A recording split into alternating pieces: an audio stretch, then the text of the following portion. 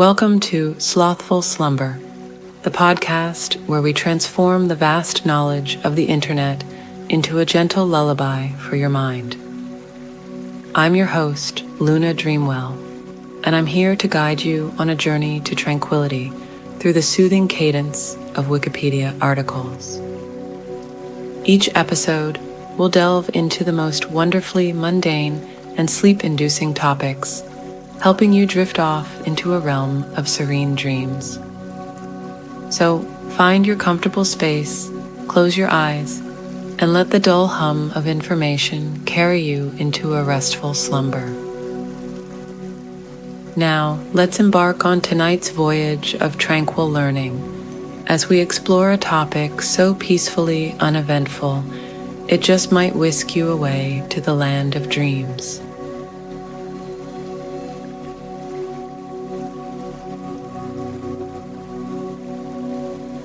This Wikipedia article is titled Rope. A rope is a group of yarns, plies, fibers, or strands that are twisted or braided together into a larger and stronger form. Ropes have tensile strength and so can be used for dragging and lifting. Rope is thicker and stronger than similarly constructed cord, string, and twine. Construction. Rope may be constructed of any long, stringy, fibrous material, but generally is constructed of certain natural or synthetic fibers. Synthetic fiber ropes are significantly stronger than their natural fiber counterparts. They have a higher tensile strength. They are more resistant to rotting than ropes created from natural fibers, and they can be made to float on water. But synthetic ropes also possess certain disadvantages, including slipperiness, and some can be damaged more easily by UV light. Common natural fibers for rope are manila hemp, linen, cotton, coir, jute, straw, and sisal.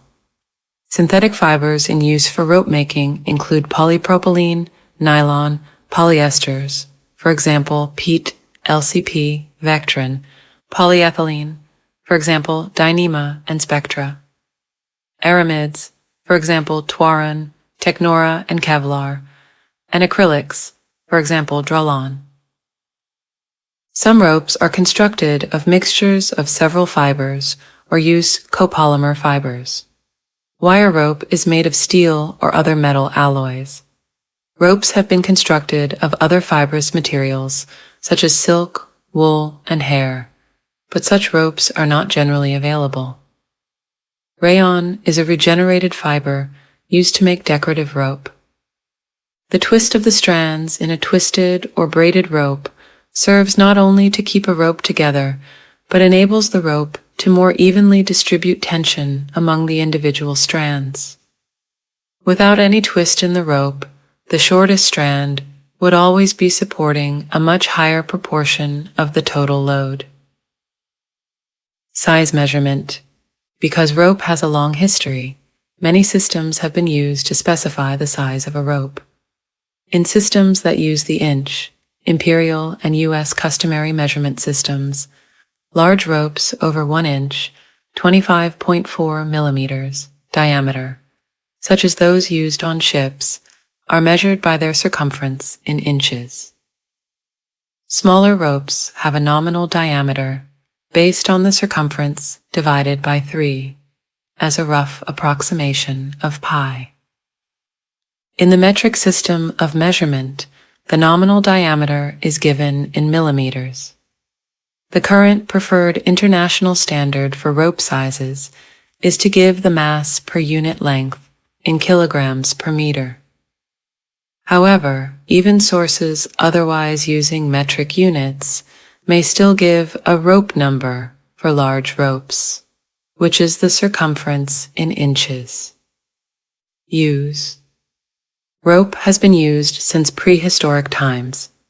It is of paramount importance in fields as diverse as construction, seafaring, exploration, sports, theater, and communications.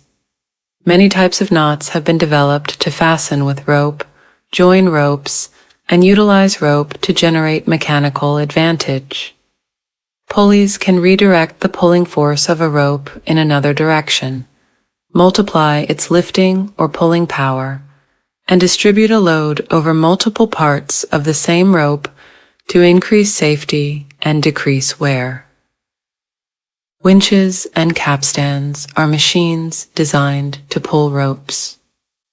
History. The use of ropes for hunting, pulling, fastening, attaching, carrying, lifting, and climbing dates back to prehistoric times. It is likely that the earliest ropes were naturally occurring lengths of plant fiber, such as vines, followed soon by the first attempts at twisting and braiding these strands together to form the first proper ropes in the modern sense of the word.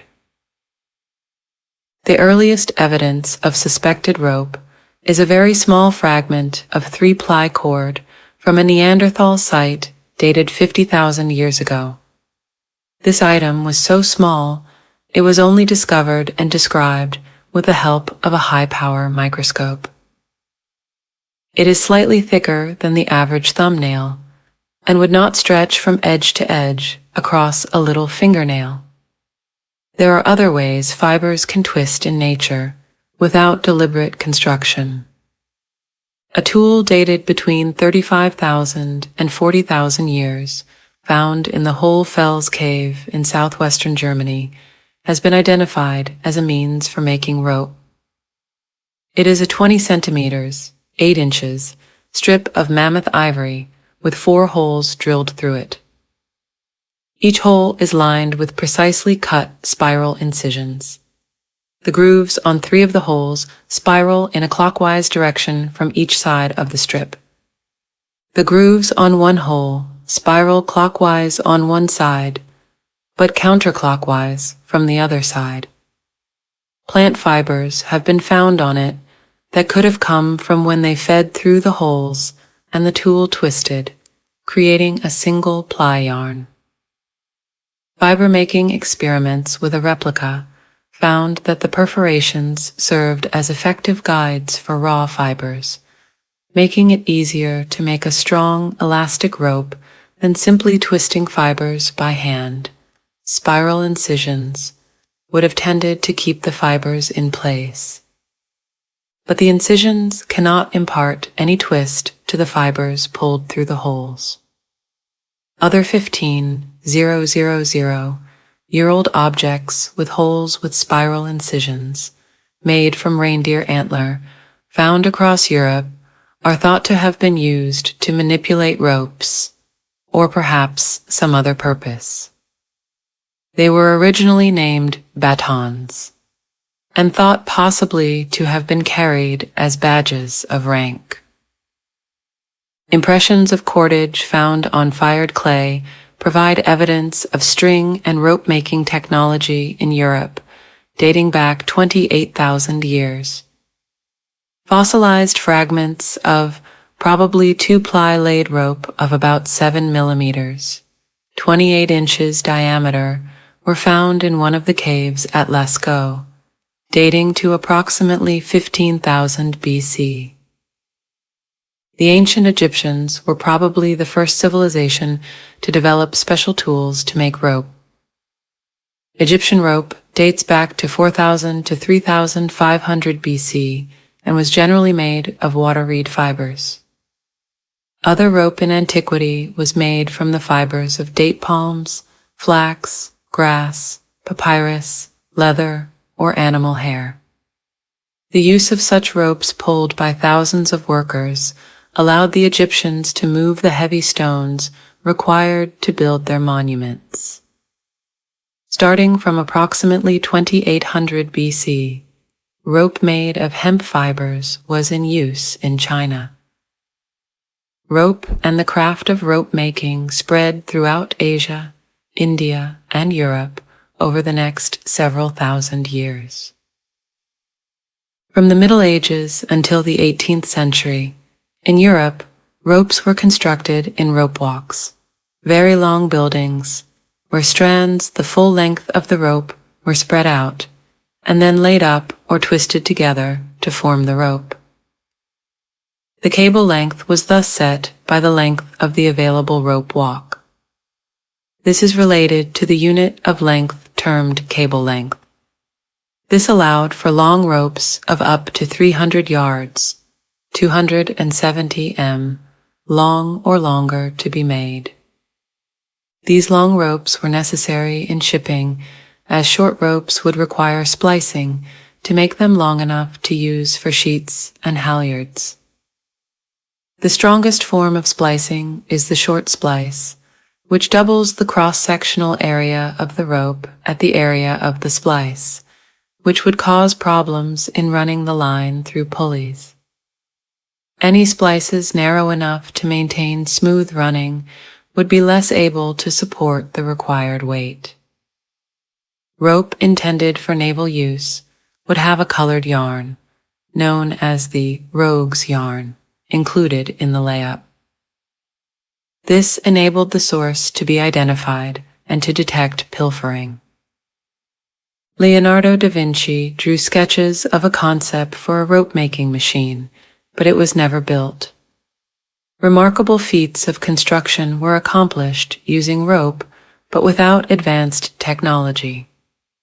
In 1586, Domenico Fontana erected the 327-ton obelisk on Rome's St. Peter's Square, with a concerted effort of 900 men, 75 horses, and countless pulleys and meters of rope. By the late 18th century, several working machines had been built and patented. Some rope is still made from natural fibers, such as queer and sisal, despite the dominance of synthetic fibers, such as nylon and polypropylene, which have become increasingly popular since the 1950s. Nylon was discovered in the late 1930s and was first introduced into fiber ropes during World War II. Indeed, the first synthetic fiber ropes were small braided parachute cords and 3-strand tow ropes for gliders made of nylon during World War II. Styles of rope. Laid or twisted rope. Laid rope, also called twisted rope, is historically the prevalent form of rope, at least in modern Western history. Common twisted rope generally consists of 3 strands and is normally right-laid, or given a final right-handed twist. The ISO 2 standard uses the uppercase letters S and Z to indicate the 2 possible directions of twist, as suggested by the direction of slant of the central portions of these 2 letters. The handedness of the twist is the direction of the twists as they progress away from an observer. Thus, Z-twist rope is said to be right-handed and S-twist to be left-handed. Twisted ropes are built up in 3 steps. First, fibers are gathered and spun into yarns. A number of these yarns are then formed into strands by twisting. The strands are then twisted together to lay the rope. The twist of the yarn is opposite to that of the strand, and that in turn is opposite to that of the rope. It is this counter-twist, introduced with each successive operation, which holds the final rope together as a stable, unified object. Traditionally, a 3-strand laid rope is called a plain or hawser laid, a 4-strand rope is called shroud laid, and a larger rope formed by counter-twisting 3 or more multi-strand ropes together is called cable laid. Cable laid rope is sometimes clamped to maintain a tight counter-twist, rendering the resulting cable virtually waterproof. Without this feature, deep water sailing, before the advent of steel chains and other lines, was largely impossible, as any appreciable length of rope for anchoring or ship-to-ship transfers would become too waterlogged and therefore too heavy to lift, even with the aid of a capstan or windlass. One property of laid rope is partial untwisting when used. This can cause spinning of suspended loads or stretching, kinking, or hockling of the rope itself. An additional drawback of twisted construction is that every fiber is exposed to abrasion numerous times along the length of the rope. This means that the rope can degrade to numerous inch-long fiber fragments, which is not easily detected visually. Twisted ropes have a preferred direction for coiling. Normal right-laid rope should be coiled clockwise to prevent kinking. Coiling this way imparts a twist to the rope. Rope of this type must be bound at its ends by some means to prevent untwisting. Braided rope. While rope may be made from 3 or more strands, modern braided rope consists of a braided, tubular jacket over strands of fiber. These may also be braided. Some forms of braided rope with untwisted cores have a particular advantage. They do not impart an additional twisting force when they are stressed. The lack of added twisting forces is an advantage when a load is freely suspended, as when a rope is used for rappelling or to suspend an arborist. Other specialized cores reduce the shock from arresting a fall when used as a part of a personal or group safety system. Braided ropes are generally made from nylon, polyester, polypropylene, or high-performance fibers, such as high-modulus polyethylene, HMPE, and aramid. Nylon is chosen for its strength and elastic stretch properties. However, nylon absorbs water and is 10 to 15% weaker when wet. Polyester is about 90% as strong as nylon, but stretches less under load and is not affected by water. It has somewhat better UV resistance and is more abrasion resistant. Polypropylene is preferred for low cost and lightweight. It floats on water. But it has limited resistance to ultraviolet light, is susceptible to friction, and has a poor heat resistance.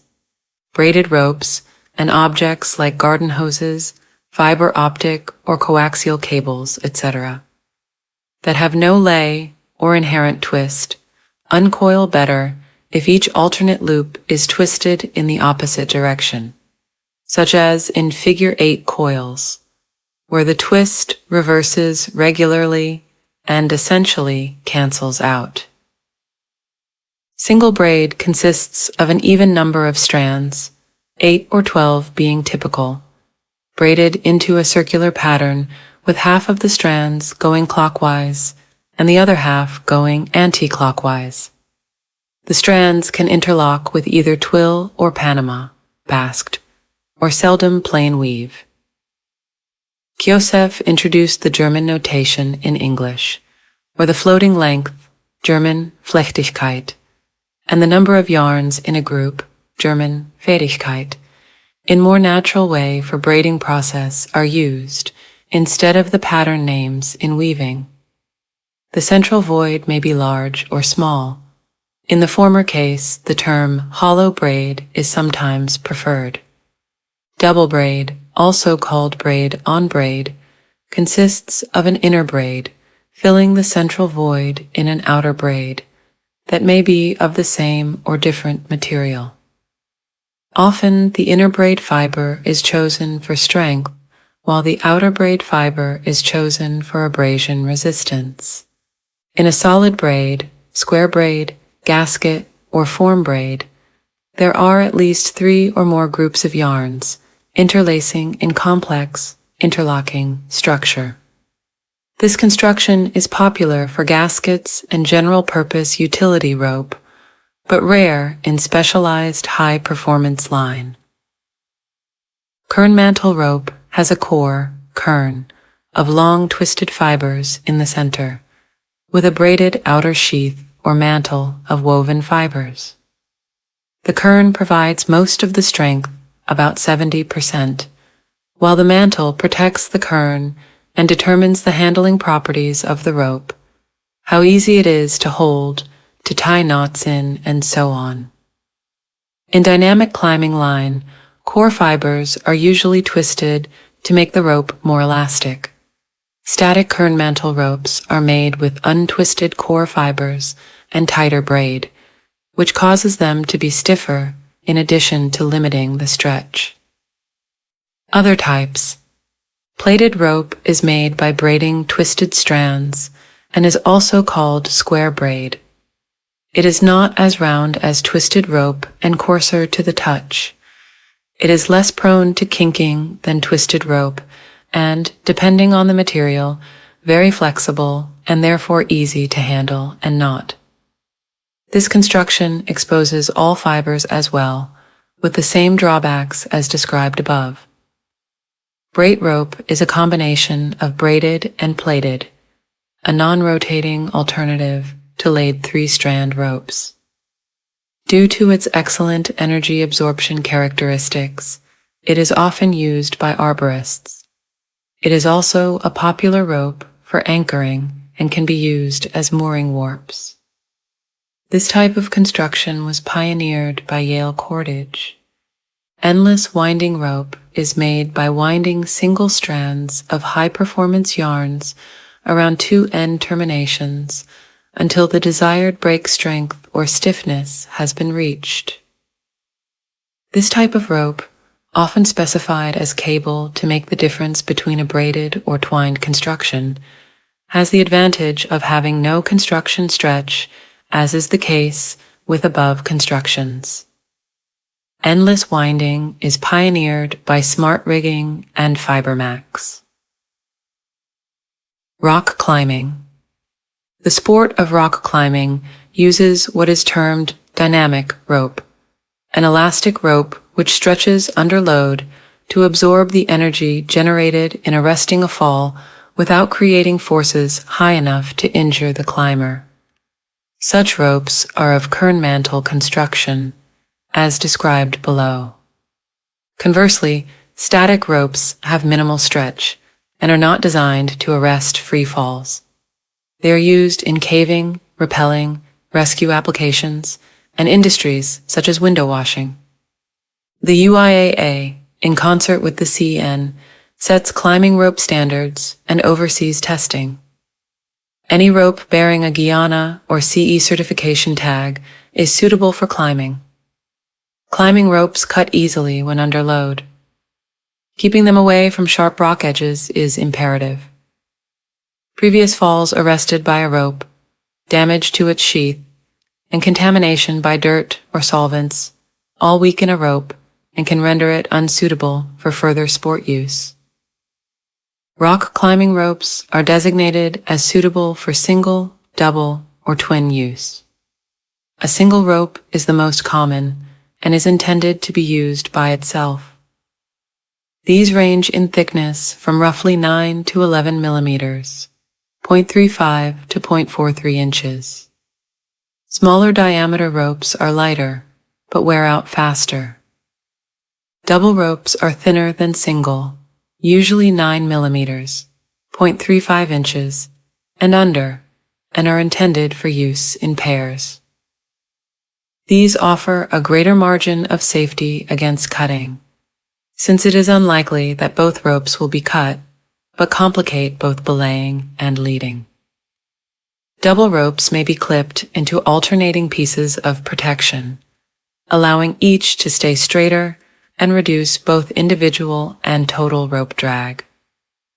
Twin ropes are thin ropes which must be clipped into the same piece of protection, in effect being treated as a single strand. This adds security in situations where a rope may get cut.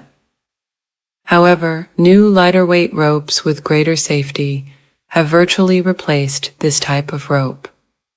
The butterfly and alpine coils are methods of coiling a rope for carrying. Handling. Rope made from hemp, cotton, or nylon is generally stored in a cool, dry place for proper storage. To prevent kinking, it is usually coiled. To prevent fraying or unraveling, the ends of a rope are bound with twine, whipping, tape, or heat shrink tubing. The ends of plastic fiber ropes are often melted and fused solid. However, the rope and knotting expert Jeffrey Budworth warns against this practice thus: sealing rope ends this way is lazy and dangerous. A tugboat operator once sliced the palm of his hand open down to the sinews after the hardened and obviously sharp end of a rope that had been heat-sealed pulled through his grasp. There is no substitute for a properly made whipping. If a load-bearing rope gets a sharp or sudden jolt, or the rope shows signs of deteriorating, it is recommended that the rope be replaced immediately and should be discarded or only used for non-load-bearing tasks. The average rope lifespan is 5 years. Serious inspection should be given to line after that point. However, the use to which a rope is put affects frequency of inspection. Rope used in mission-critical applications, such as mooring lines or running rigging, should be regularly inspected on a much shorter timescale than this, and rope used in life-critical applications, such as mountain climbing, should be inspected on a far more frequent basis, up to and including before each use. Avoid stepping on climbing rope, as this might force tiny pieces of rock through the sheath, which can eventually deteriorate the core of the rope. Ropes may be flemished into coils on deck for safety, presentation, and tidiness. Many types of filaments in ropes are weakened by corrosive liquids, solvents, and high temperatures. Such damage is particularly treacherous because it is often invisible to the eye. Shock loading should be avoided with general use ropes, as it can damage them. All ropes should be used within a safe working load, which is much less than their breaking strength.